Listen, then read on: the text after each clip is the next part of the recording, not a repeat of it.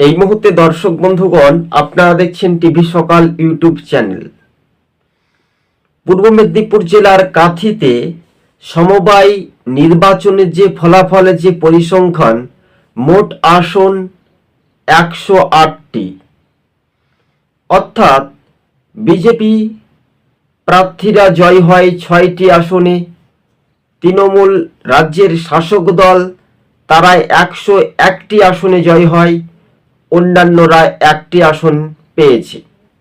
কেন্দ্রীয় বাহিনী দেওয়ার সত্ত্বেও বিজেপি ও তৃণমূলের মধ্যে একটা রাজনৈতিক চাপানোতর আমরা দেখেছি।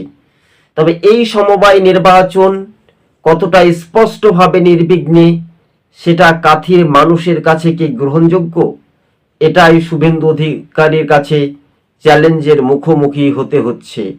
কেননা বিভিন্ন সোশ্যাল মিডিয়া, বিভিন্ন ইন্টারনেট আমরা ঘাটাঘাটি করে যে তথ্য প্রমাণ দেখতে পেলাম, সেখানে রাজ্যের শাসক দল ঘাস ফুলের কিন্তু জোড়া ফুলের একেবারে বাজিমাত রীতিমত।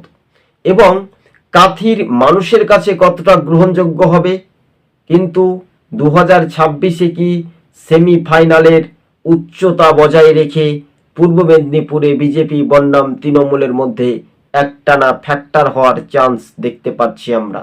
তবে সমবায় সমিতির নির্বাচনে কাঁথিতে যেহেতু শুভেন্দু অধিকারীর যে জেলা আছে গড়, আর সেখানে রীতিমতো 101টি আসনে এক ধাপে কিন্তু জয় পেল রাজ্যের শাসক দল তৃণমূল।